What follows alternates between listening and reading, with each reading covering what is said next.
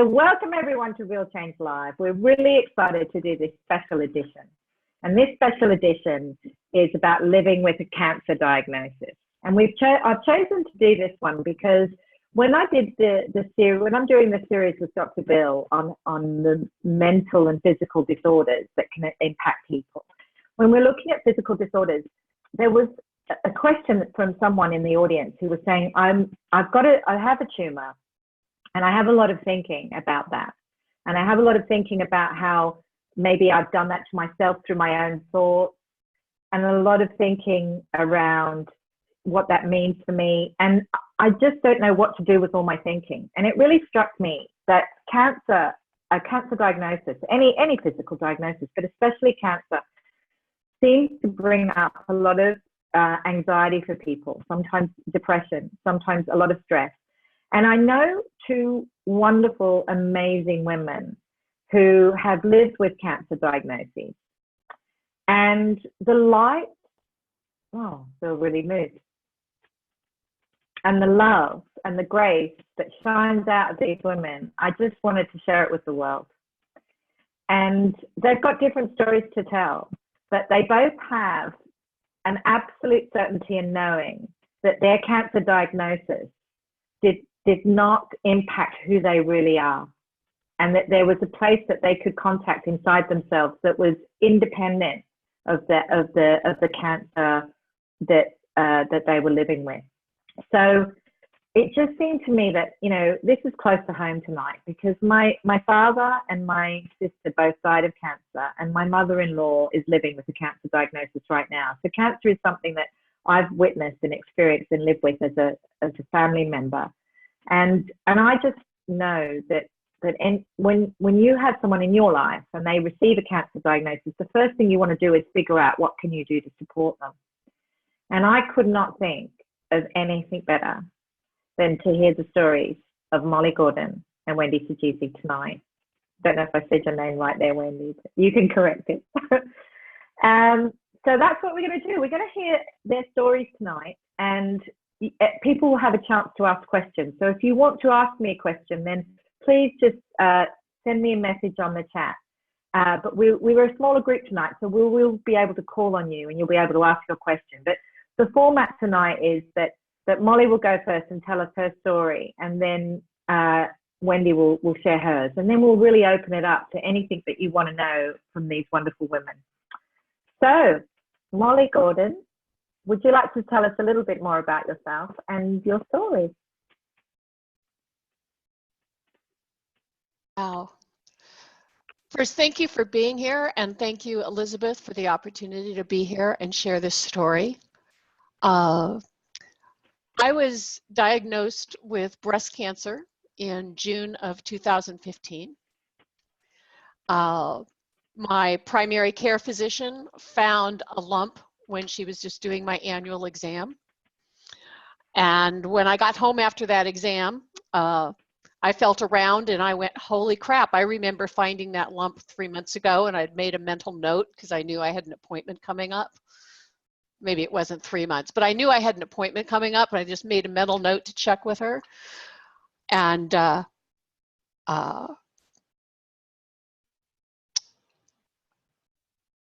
started getting scared. This is the part I had forgotten about. I started getting scared because I could feel it. And that meant something to me. I thought, oh my God, a year ago, I couldn't feel a lump. A year ago, I had a mammogram and there was nothing. Now I can feel it and it's big, you know, like yay big. And I must have stage 4 breast cancer. That's where I went immediately. And of course, I still didn't know anything. So I go to a biopsy, and I'm sitting in the biopsy waiting room, and my mood begins to spiral downward. And I'm not afraid of dying, particularly. For whatever reason, that doesn't bother me. But I am really bothered because it looks to me like I have wasted my life. And I'm sitting there and I'm going, I am such a waste of space on the planet. I've been selfish and self-absorbed all my life. There's a lot of truth to that. But right now that looks funny to me. That morning it did not look funny to me. I've been selfish and self-absorbed. I didn't have kids because I was a chicken shit, because I wasn't, brave enough. Uh, I'm lazy. I watch too much Netflix. I'm a waste of space. And then I started in with, yeah, and you think you know something about the human experience, but here you are having a really low mood in a waiting room. If you really understood the 3 principles, you would be spreading love and light. I mean, really, it was so, so bad. And a little voice came through, a thought arose. And it might even be something I first heard from Dr. Bill. And the thought was, Molly, do you think everyone is always doing the best they can, given their thinking in the moment? And I said, yeah. What if and it occurred to me, what if I'm doing my best in this waiting room, feeling sorry for myself? And it started to push that away. That's just not acceptable. I could imagine doing better. But somehow that sunk in and I thought, oh dear, I'm doing my best. Sucks. I'm doing my best.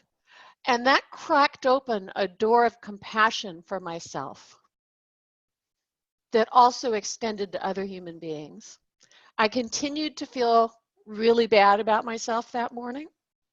The technicians came out. I was having a needle biopsy guided by a sonogram. I'll try to make this short.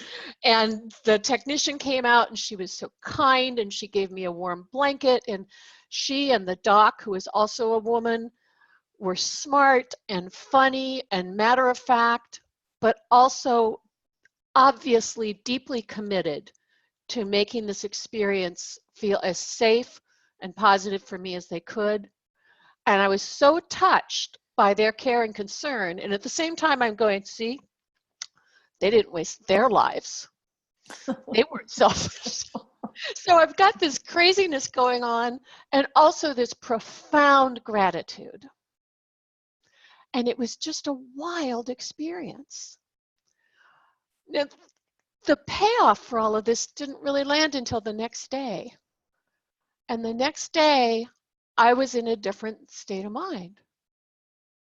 And it hit me that when I'm in a low mood, when I am preoccupied with thinking about myself, when my thinking looks real to me, I can only see what I can see from there. It's 100% innocent, and it is 100% temporary. I didn't do anything to get into a better mood. And I didn't do anything to put myself in a low mood. Why would I do that?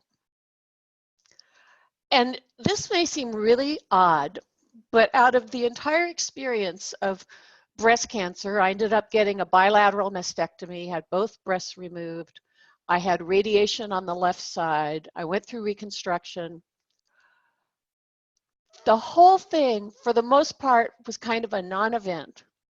But I am so grateful for having had the opportunity to see myself take that elevator down into the dumps innocently, to see the innocence, because that had eluded me. I honestly, even after years in the principles, kind of thought that I could get good at life.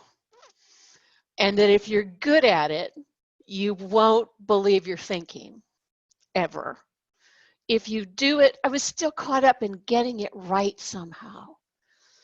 And I got so much ease and grace and compassion for myself and other people out of that experience that I would do it over again a million times. So I went on, after the biopsy, like I said, the rest of the experience was almost a non-event. I cannot account for why having breast cancer didn't look like a big deal to me after that. I had a moment on the day that I met with the team, and my doc said, you're going to need a mastectomy. I expected that just because of the size of the tumor. I had a moment when it, oh, ow. Ugh. And it just passed. And it occurred to me to care more than I did about losing my breasts. I put air quotes on it because I don't even know what that phrase actually means. But it didn't feel like a loss to me, so I didn't go there. What I'm grateful for right now are two things. One, sometimes I could see the option to think something scary about having cancer, and I could see it as optional. And seeing it as truly optional, it's like, why would I go there? Why would I go to the scary place if it's an option? It's like, it didn't make sense. And there were times when what I was experiencing didn't seem optional. Like when I felt like a failure that morning in the biopsy room. There were a few days after my mastectomy surgery where I was in a great deal more pain than I expected. My husband still teases me that when I woke up, I looked up and I said, this is a little more than I was expecting. But I had a lot of pain, and I'm allergic to opiates. So I was getting sick to my stomach. I was freaking miserable, and I was miserable about being miserable. And there again, the worst part of being miserable was that I had a lot of judgment that I shouldn't be miserable. Because if I really understood the inside out nature of life, I wouldn't take any of my thinking seriously. And I would do a very neat little spiritual bypass. And I would just float through the pain like Mother Teresa of the breast cancer ward. And it'd be okay. But that's not what it was like. For about 10 days, I felt really sorry for myself, and I felt like a failure. And even then, it's like, oh, well, you know, I felt that way for a while, and then I didn't. And that for me was another big gift, because I had a lot of pride and expectation about how a spiritual understanding would spare me the bumps and bruises and the slings and arrows of outrageous fortune. And it hasn't done that. So I'm really grateful that breast cancer on the whole wasn't a big deal. I mean, who wouldn't be grateful for that? And I'm really grateful that sometimes it felt like a big deal, and that wasn't a big deal. That was okay. That was innocent, certainly forgivable. So I don't know if that made any sense to you guys, but that's my story so far. Yeah, that was absolutely beautiful about the hopefulness of how it's possible to live with that and still actually see the option of it not impacting your life in a way that took away your joy or your peace or your in the moment experience of it. Yeah. I particularly love how we can get caught up sometimes in thinking just because we know this, that should somehow save us from difficult experiences of life. And as far as I can tell, it doesn't. I know. And I really love the honesty. I know, it's so true. But you know, such a double benefit that I didn't get that, but I got the benefit of seeing it doesn't matter that I didn't get spared that. Yeah. You're like, wow, who knew? So when you were in that experience and it was you had that diagnosis and you'd sat with that diagnosis for a little while, were there ever times when you were afraid of what would happen? For me, no. What I was afraid of and this is just kind of how I'm wired, my particular style of getting caught up in thinking, I was afraid of making wrong choices. I was afraid of falling short. Um, the next difficult moment to me was the day I chose to have a bilateral mastectomy. I had a large tumor on the left, and because of the size, mastectomy and the closeness to the edges, it just was the best option. I had questionable areas in the right breast. They couldn't tell if it was a tumor. They didn't know if it was cancer. And I said, take them both. And my breast surgeon really was biased in the direction of conserving breasts. She was not in the business of just taking them off, which I appreciate as a woman. But my feeling was partly pragmatic. It's like, I don't want to mess with this. Let's just do the most. It was also that I'd had previous surgery on the right. So I thought, yeah, I think the odds that this is going to keep coming up are pretty good. And it was also kind of a fantasy or desire to have the simplest solution, and cosmetically, however it turned out, that it would be more or less the same. I already had a dimple in the right breast. I didn't want a right breast with 2 dimples and no left breast. That didn't make sense to me. So, and she said, are you sure? And at that point, I started to cry because, you know, I'm at heart a Catholic schoolgirl who's still trying to figure out what the nuns want to hear. And I said, what do you mean by sure? And I don't remember what she said, but I said, yeah, I'm sure. I went home and I started to second guess myself. As a feminist, is it appropriate to give up a breast that may not be damaged beyond repair? I had all kinds of thinking. And I emailed a friend who had been through the same thing 35 years ago and survived. And I said, you know, can you meet with me? I've opted for a bilateral mastectomy and I'm questioning my choice. And she emailed back and said, of course we can get together tomorrow. And meanwhile, nobody can tell you what to do. And when I read that, I went, yeah, there's no right answer here. And my second guessing dropped away. So almost, I would say all of my pain around cancer was Molly judging how she was doing cancer. Judging my choices, judging my behavior, judging my emotions. And in a way, I think, you know, how sweet. It's sweet that Molly cares so much about getting this right. Not particularly fruitful, but there was a part of me that just had to love me for caring about that, even while I thought it was obviously the source of my suffering.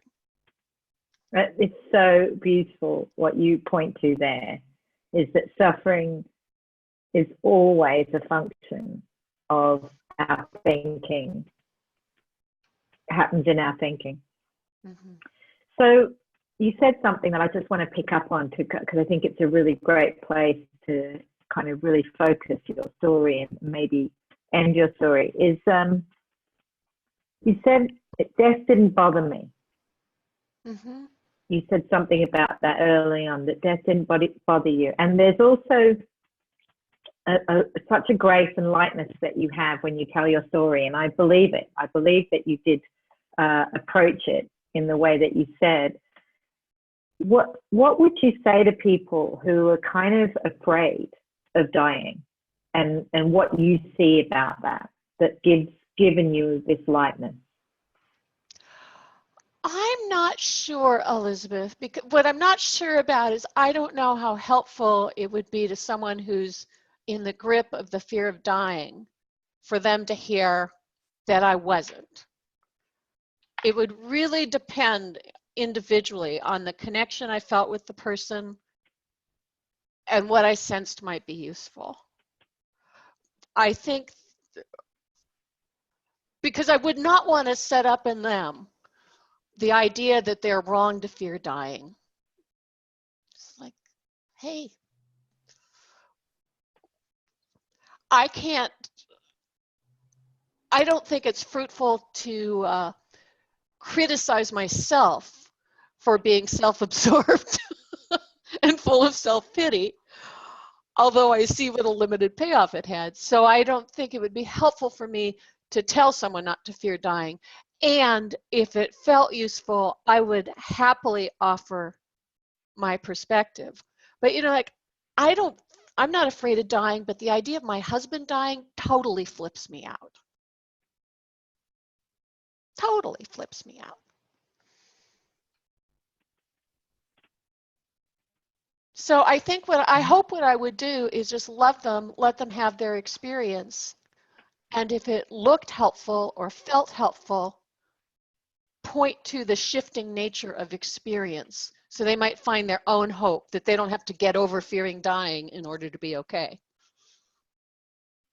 Does that make sense? Beautiful. It does, and it's just a question that I'm asking the question that people will have. Sure. And no, I just love how you've answered. I love the answer, because it's like, trying to make yourself feel or think something that you don't think or feel isn't helpful. No, that has been the key to my misery for 64 years. There you go. Beautiful.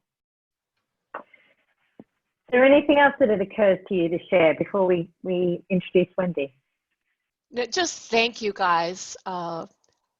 Yeah, just thank you. Thank you. Thank you for the hopefulness and the lightness and the love and the humor and the Eunice. It comes across. It's very lovely.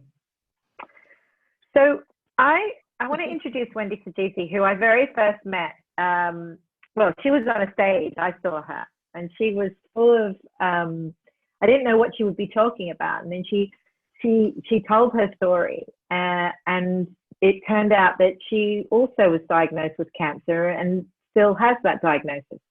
And I wanted to the minute I heard that story, I knew I wanted to interview Wendy and give her the chance to share that, and also be available to people to support them with whatever questions they have.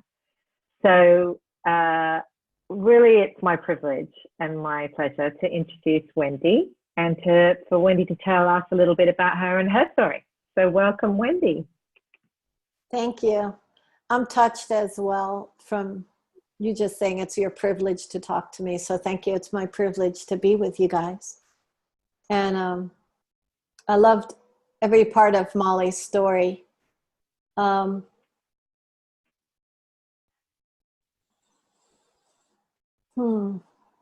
So just to talk about the diagnosis and get that out of the way, I was diagnosed with stage 3 breast cancer in 2010. And I remember being at the gas pump in Costco, this giant, for you England people, it's a giant warehouse where we Americans buy too much stuff. And I go there all the time for my grocery shopping. And I was at the gas pump. And my doctor, who was also a friend of mine at the time, told me I had breast cancer. She's really sorry that the test came out that I had breast cancer. And she was so upset. Like, she was so beside herself that she had to tell me that news. And innocently, like in a caring, compassionate way, but that made me even more upset, to be honest with you. Well, obviously, we all are here on the principles, and nothing makes me feel anything. But I felt upset with her upset and with my upset, and I just was totally in shock.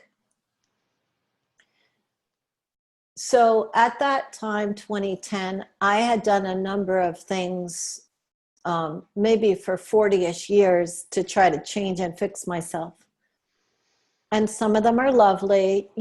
There's just a big gamut of spiritual practices and ways to fix myself that I had done. But at that time, I hadn't stumbled upon the 3 principles. So I spent the next while terrified. And I'm more of the holistic nature than a lot of people. And so I was just terrified of cancer, terrified of what to do, and my thinking around alternatives. And cancer's so scary, you know, I have to do something right medically. And I mean, I had both my babies at home birth, which is pretty out there, you know, so, but cancer's scary. So anyway, I had done a few things. I remember times of unbearable suffering that I had. I remember one time in particular, I was with my husband and I said, I can't sit down, I can't stand up, I can't figure out what to do. But it was all emotional suffering.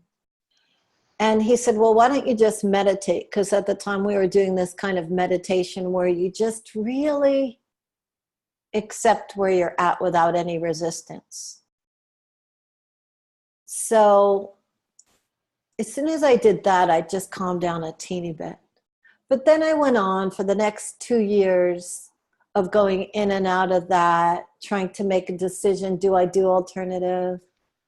Do I go to the regular doctor? I fired a few doctors because I was very afraid of them. And I was a mess. I was walking around just very scared. And I had a pretty small, I think I had an 8-year-old and maybe a 15-year-old at the time. So at one point I went away to a wheatgrass place to try to get my diet in order and settle down because I felt like I wasn't any use to anyone. And up until then, I had always been with my children. I'd never left overnight much, you know, maybe one night or so. And my friends had told me, this is about 2 years in. No, wait, it doesn't matter. It was somewhere in those first 2 years. And during that, so I went away, and on the Friday night, I was starting to feel peaceful because it was a very peaceful place. And I was starting to feel a little hopeful. And on that Friday night, there was a shooting at my son's school. He was 8. And so I came home right away. And it was just, everything was a giant mess, you know, in life. And I struggled with a lot of thinking about which direction do I go to. And as Molly said, a lot of that struggle was here because actually at the time I had stage 3 cancer, but I didn't feel anything. There was no physical pain. So it was all the emotional suffering and what if. I was in a what if place, you know, and so much fear, it was overwhelming. And then somewhere, you know, then I had a mastectomy and my doctor felt like a bully to me. And, you know, I didn't do the traditional medicine things at the time, but I had the mastectomy. I didn't have chemo. And then I had a reconstruction just on one side, and I had infections and all kinds of things happened within that time frame. And then my husband stumbled into the principles. He went to a guy that was a psychiatrist. I think I've told this story, many of you know. And because I was like, you're depressed, just go to a psychiatrist because you believe in traditional things. So go get Prozac or something.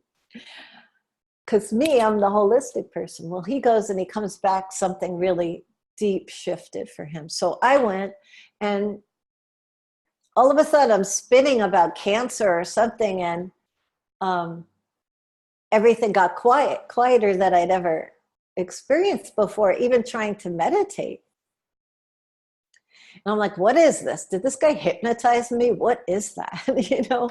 So of course, true to who Wendy is, I had to find out who that guy learned from, and I went to the Pranskys, and I just kept on following through. And then for the next 5 years, I just studied everywhere I can and everything I can in the principles. And And now I also work with people with cancer. And I still have cancer. It had gone to stage 4. So stage 4, there's no stage 5. I'm still here 7.5 years out.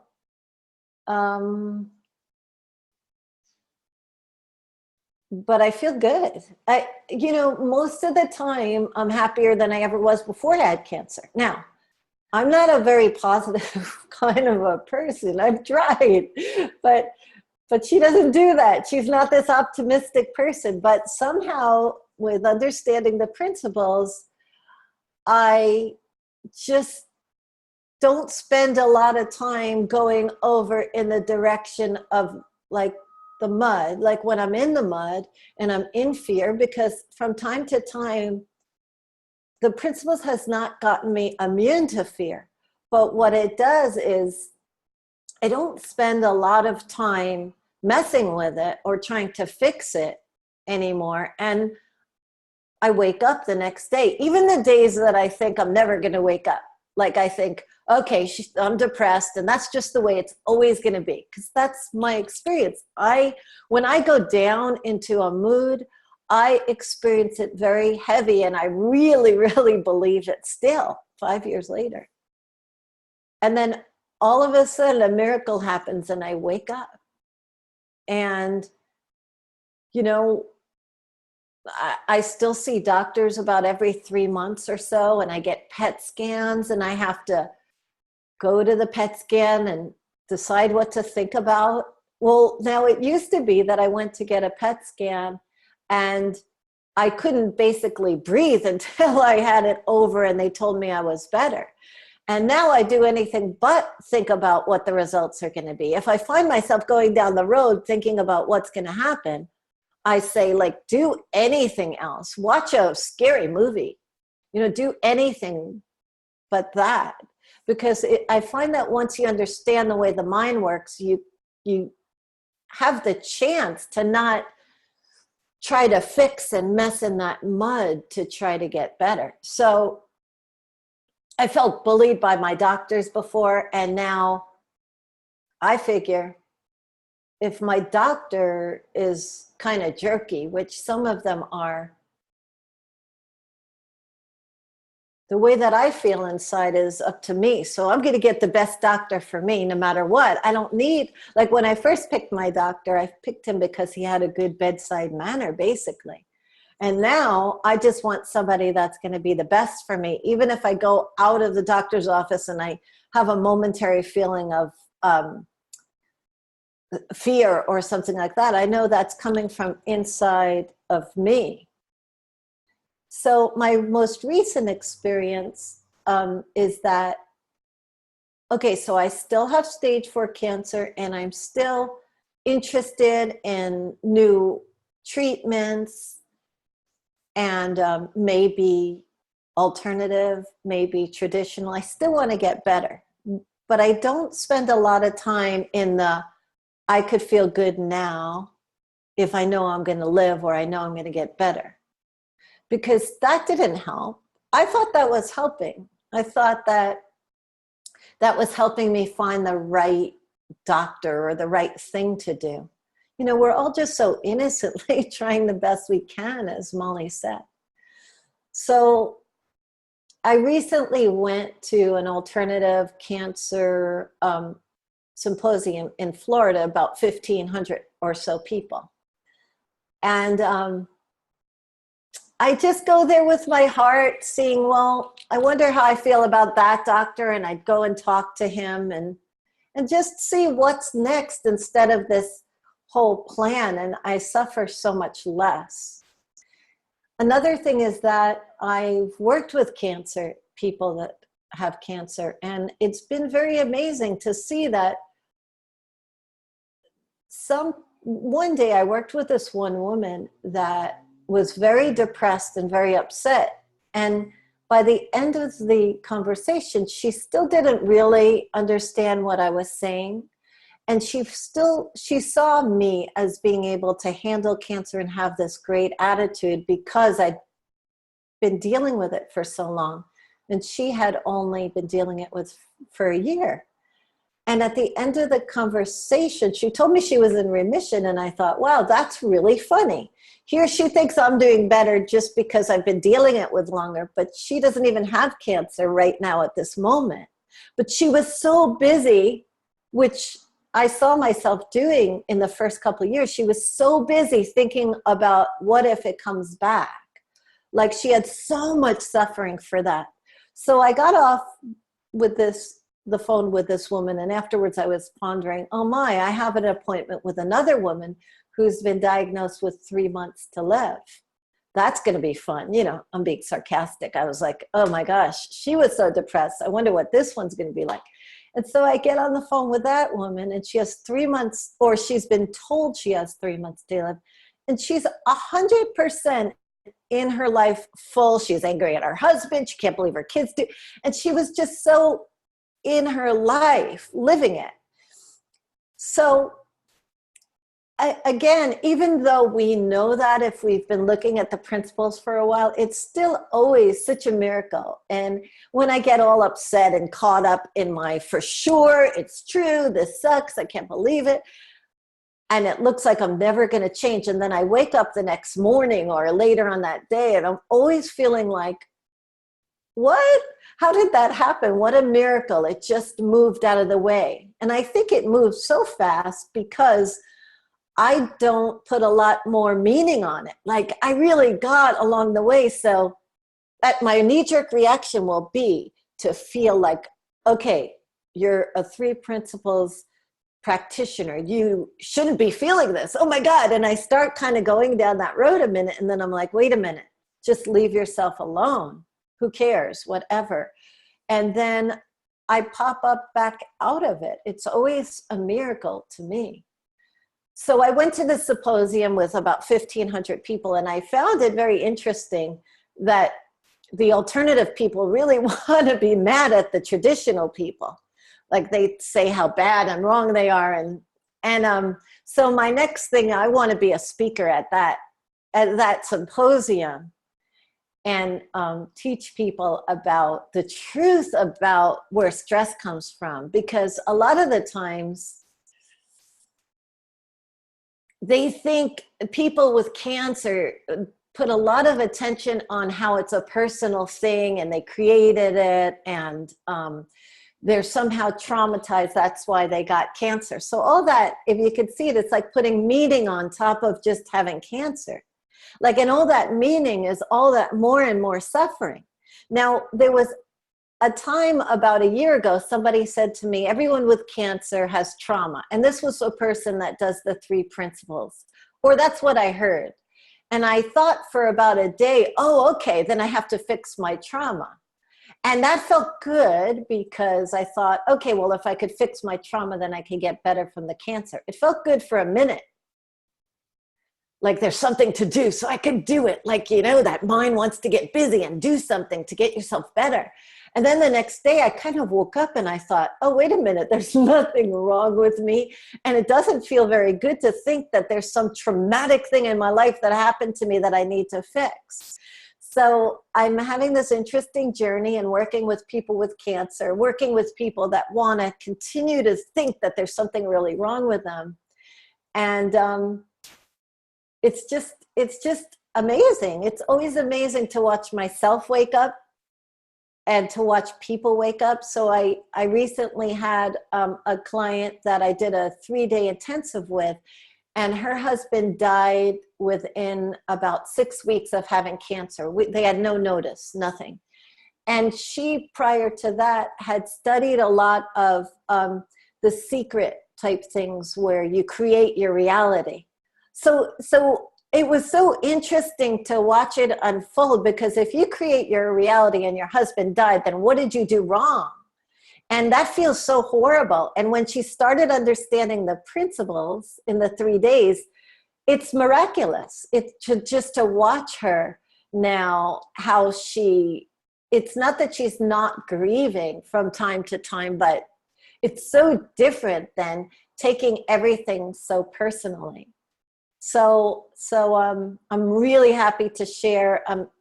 excited to be here. I love Molly's story. And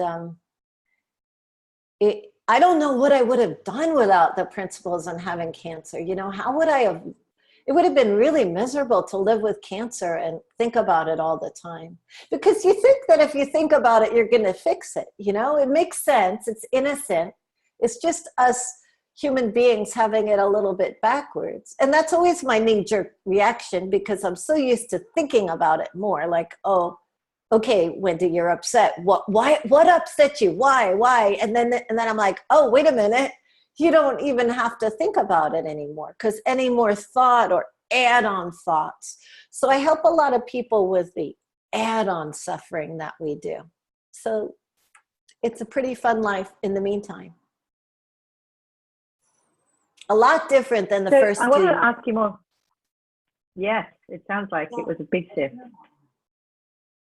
And that's the question I wanted to kind of ask you was, you talk about how you can still get in a low mood and have a lot of thinking around cancer, and then you can wake up and you've got a different experience. Like, what would you put that down to?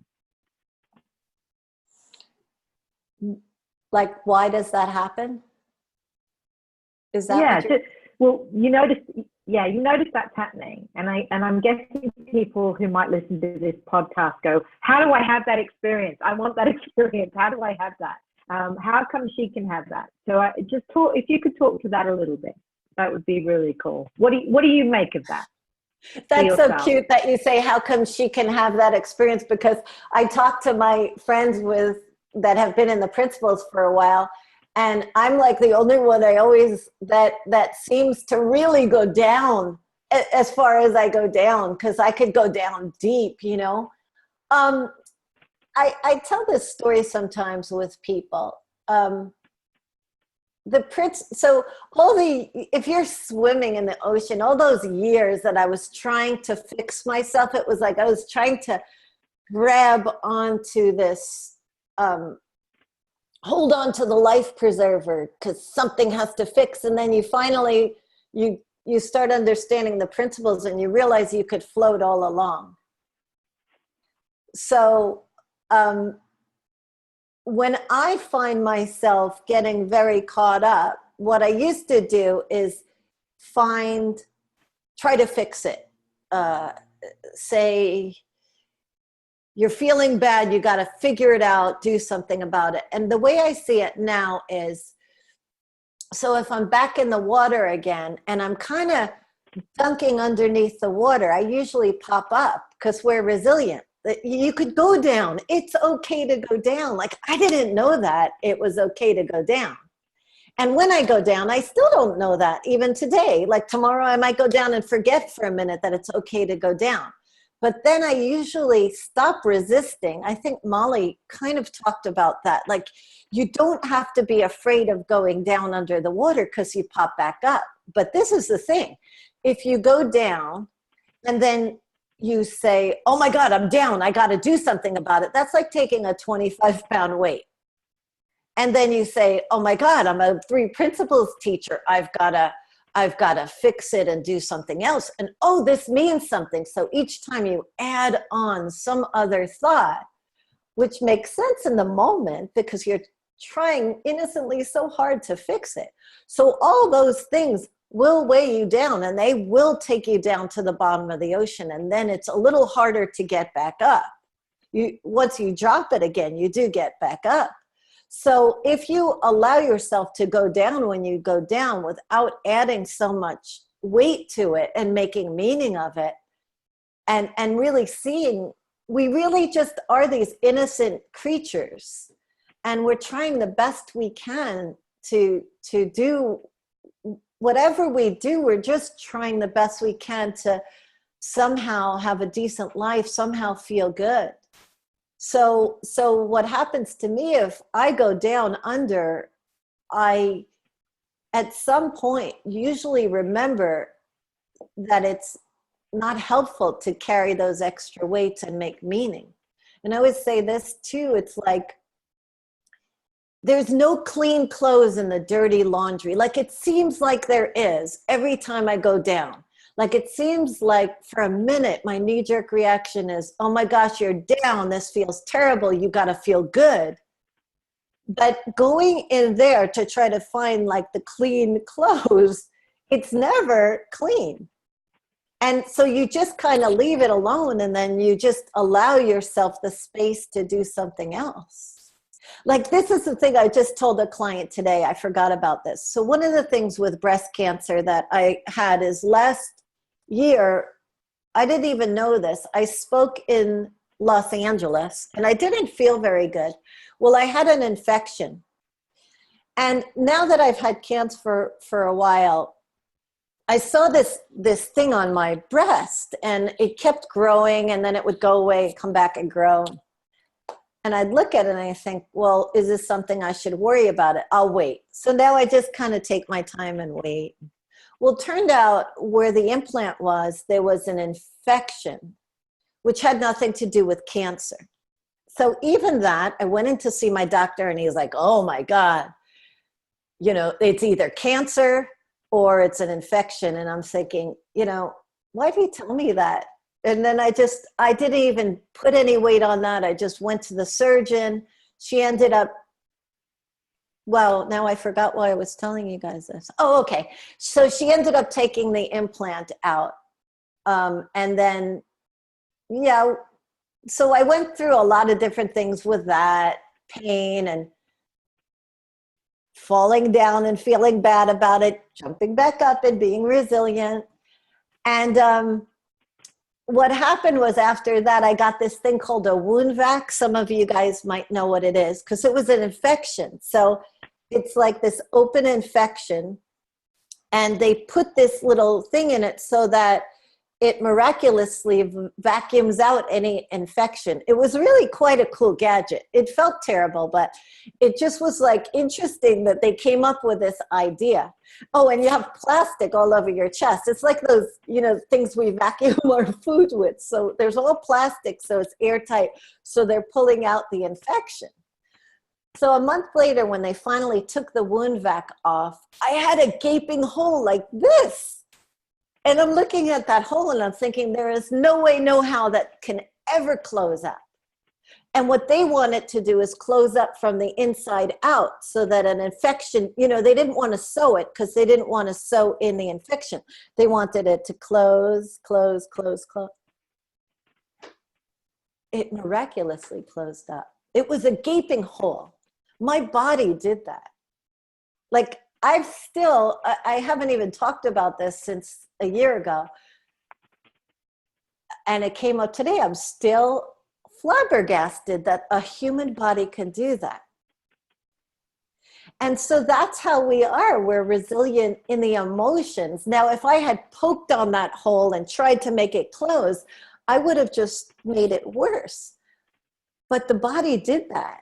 And that's how our emotions are. They do that. So even so, I've had glimpses, like I don't want to die, but I've had glimpses where even I'm fine with whatever. The world is just perfect how it is. Like some days I have that glimpse.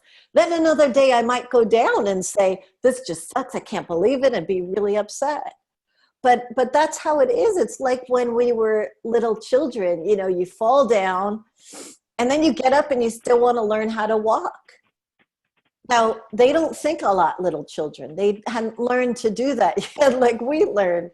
But they're still motivated to move in a direction and to go. So when I fall down, I put less and less and less on it because I know that it will clear.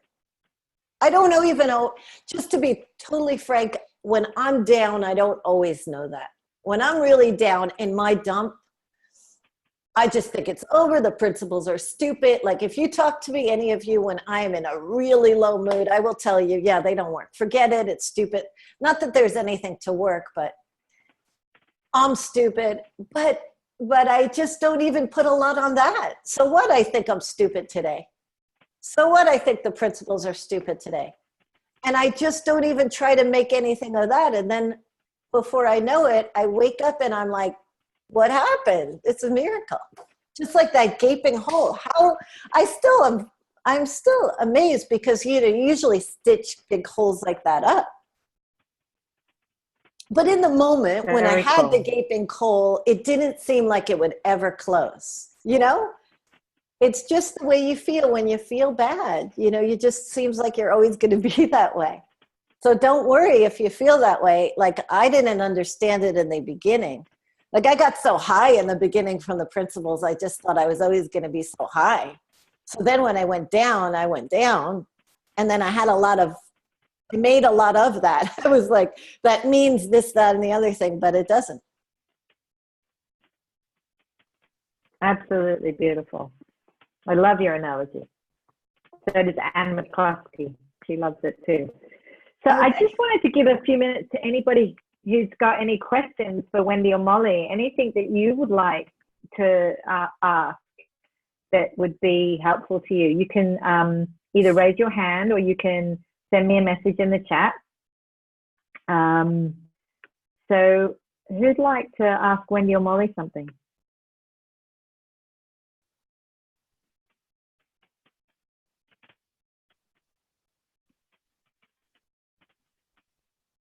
You're all very quiet. Or say anything to them.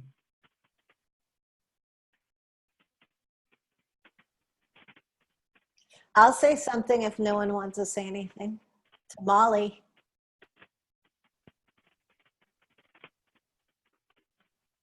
To Molly, did you say? You'll say something?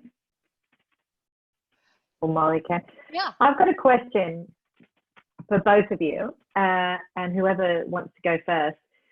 So, and this is, born on by my experience. How to be, what's most helpful, would you say, when, someone you love has cancer? How do you be in a way with people that really supports people? If someone you care about deeply has got a cancer diagnosis, you can see that they're anxious about it. What would you say to that? Yeah. I know a fair amount about what isn't helpful. Great. Yeah. Say that. Stop there. What I found is not helpful is for me to write in on a white charger to share my insights so that they don't suffer. I think that what looks helpful to me right now, and it will remain to be seen, is if indeed everyone is resilient, if indeed everyone has access to the intelligence of life flowing through them, and if life itself, what in the principles we call mind, has characteristics of intelligence and compassion and wisdom, if that's kind of the DNA of mind, then I have absolutely no standing for thinking that somebody should be feeling something different than they're feeling. And as a fellow human being, I know what it's like to suffer.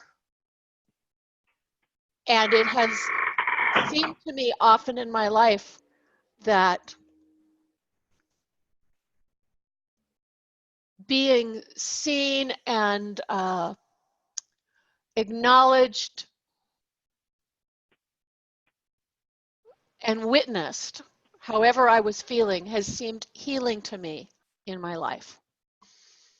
So as best I can, my guess is that what is helpful is to get my thinking about their thinking out of the way and be present to the best of my ability, and not be surprised that I have opinions about what they should see and how much it would help, but to be willing to notice those opinions and kind of set them aside and keep kind of going, Linda Pransky's next. Give me another idea. Deal me another card.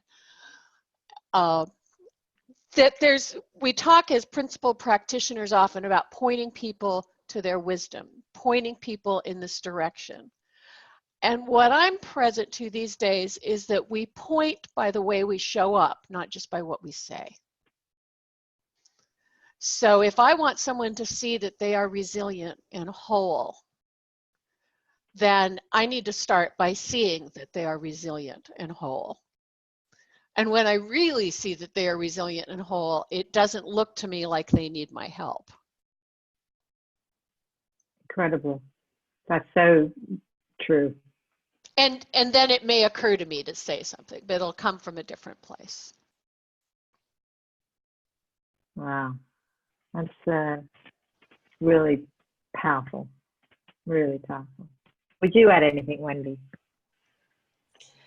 So I would totally add that, and thank you for saying that, because I have had practitioners and everybody come up to me and tell me how they can help me, and it's like I will just bide my time so I'm not rude, because I don't really want to hear it usually. But one of the people that always touched me, even if I'm in the worst mood ever, was Dick and Benninger, and he and I are friends, and he has said, "Oh, I love your spunk," when I'm judging the heck out of myself for being angry. And we've cried together, we've laughed together. And so just on I love everything Molly said. It's just so right. And in addition to what she said, it's what she said about, you were talking about death, Molly, and how there is a fine line between, like, so she is not afraid of death, but then she told you, but she's afraid of her husband dying. So there's no judgment. It's just different flavors of insecurity. And so if I run in full charge ahead and try to change somebody, you know, I'm not really saying that they're resilient. I'm saying they need to get out of their suffering. And here's the thing that's so cool, and working with Linda Pransky and knowing this is like, you just say something and it doesn't land on the person. I've had clients yell at me, and then I'm like, okay, I have to readjust because I must be not being authentic. And then I just get more and more closer to home, and I just sometimes reveal too much about myself. I'm just really honest, you know. And then the other thing, if I was going to get really practical about what not to say, don't say my sister had cancer. You know, like a lot of people say, oh yeah, I know how you feel. My sister has cancer and she died. No, people are trying in their best that they can. They're trying to just relate to where you are, you know. And people have said the funniest things, that I'm on threads that people have said, you know, people are kind of confused because they're trying to be positive, you know, and they tell you to be positive, and they, you know, we don't know what to do. We don't know what to do. Maybe the whole key is that there really isn't anything to do. It's just to love the person, like Dickin did for me, is love me in my SHIT, you know? And then maybe I'll wake up and I'll see that I'm fine. Yeah. I'm fine. Even if I suffer, I'm fine. The most helpful thing that was said to me was my friend who said, nobody can tell you the right thing to do. She doesn't know from the principles. But that was that brought me home to myself in a wonderful way that day. I have another one too. One day, my best girlfriend, I was really, really upset and I was crying, and she said, why don't I come over? And she laid down in bed with me and we cried. I mean, I'll always remember that. Like, it just was like, you're so fine. I'm just going to cry with you. I'm just with you. And that brings me to something else with my son. My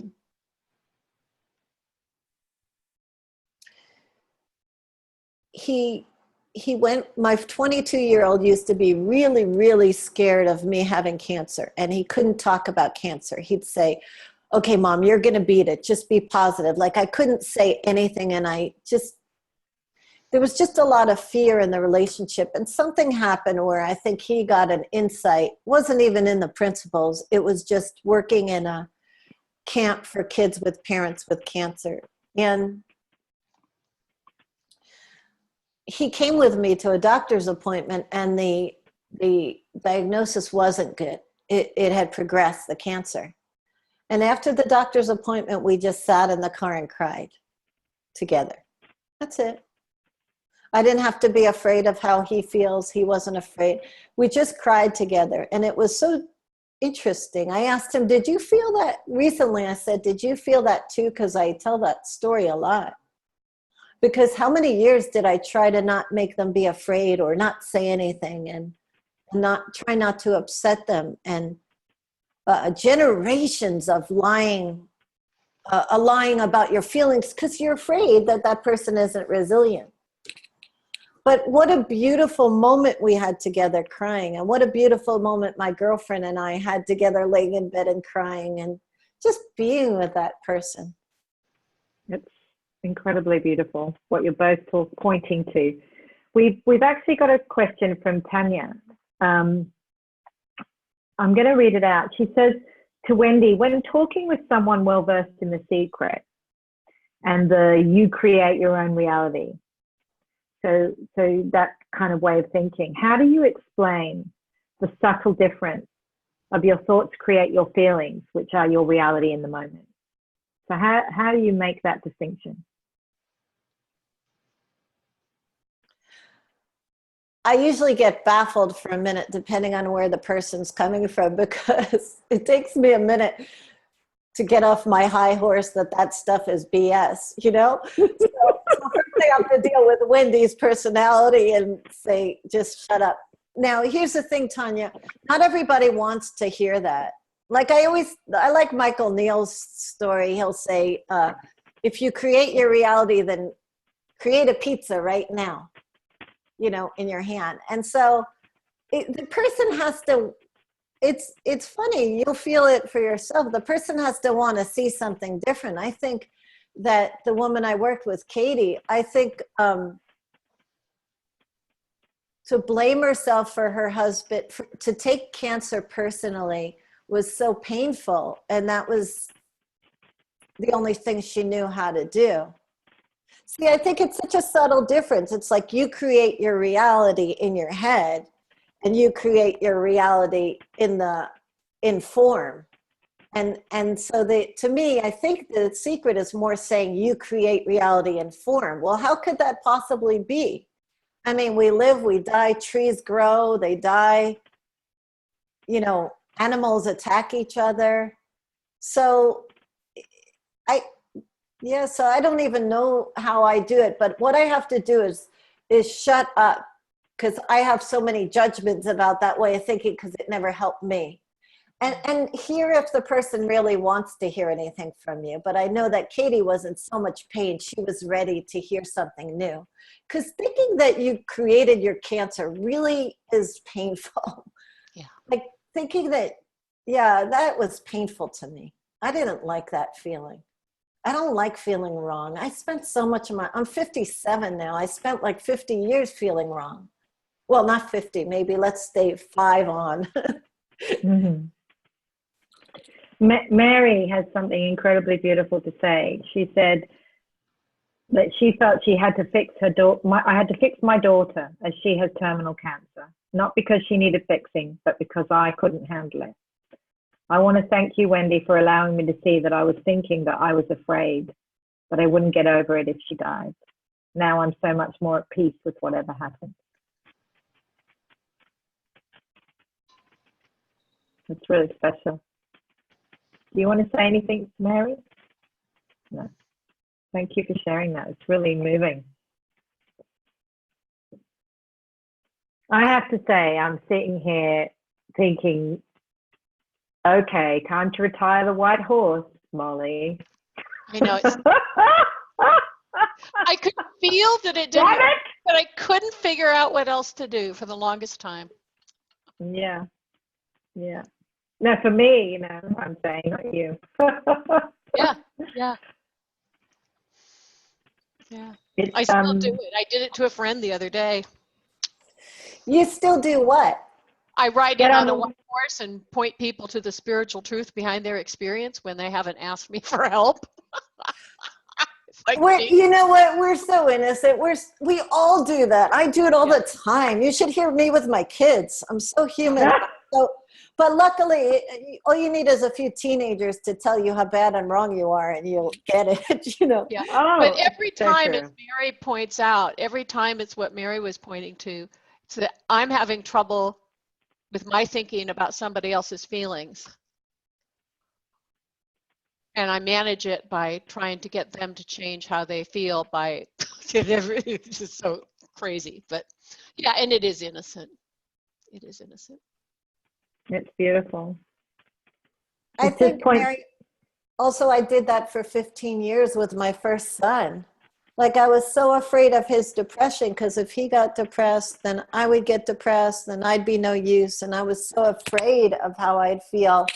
And so, and I still do it occasionally. Now my kids hear me, I'll say something like, oh, are you depressed? And they're like, Mom, why do you even ask me that? Because especially one of them who's into the principles now, it's like, you know, you're so funny. And then they'll just put me in my place sometimes. My little son, he'll say, we haven't actually had this conversation for a while because I'm getting better at allowing them to have their feelings. But he used to just say to me, I'd even ask him, I'd say, why are you so fine with your feeling down and depressed? And I'm not. Can you explain to me why I should be okay with this? And he'll tell me, because it's just transient. The teenagers kind of get it quickly when they get it, because they don't have a lot. That's my experience. They don't analyze a lot. So they see it up and it's like, oh, of course, this is how it works. Yeah. Mm-hmm. But Mary, thank you for that story. I'm so incredibly touched. Really beautiful. Oh, I feel this is a very rich conversation today. Just so much heart and allowing, and I'm really hearing a lot about how a lot of that, just again, you know, suffering is created in our thinking, in how we think and how we judge ourselves, and for being wherever we are. Wherever we are. Yeah. Yeah, we just judge it. And that's the pain. Oh, you guys have just brought so much beauty to this call. Is there anything, it just feels like it's a natural point for us to complete it. Is there anything either one of you would like to say for yourself in closing that you'd like to share with people? I really appreciate everyone showing up for this, and I'm really enjoying it's just nice to play with you, Elizabeth. I've played with Wendy a little before. It's nice to play with you, so thank you for including me. And every time I hear your story, Wendy, I learn something new, so I really appreciate that. I learn a lot from you. Beautiful. Thank you, Molly. It's been gorgeous having you. I have to say, me to you and all of you, thank you. Because, you know, this is what we do for each other. It's like I could come to a call or a client and be in this crap mood, and then you guys remind me to, you know, like I have this beautiful feeling now listening to Molly and Elizabeth and what Mary shared. I mean, it's such a hopeful message. That's called staying in the conversation, isn't it, Wendy? Yes, Tanya. Look in this direction. All right. It's humbling. Thank you, everyone. Thank you, guys. So I'm going to unmute everyone and we can all say goodbye. Wendy and Mary, Molly, Wendy and Molly, why don't you stay on the call at the end just so we can wrap up. But thank you, everyone, and let's just all say goodbye. Thank you. Bye-bye. Bye.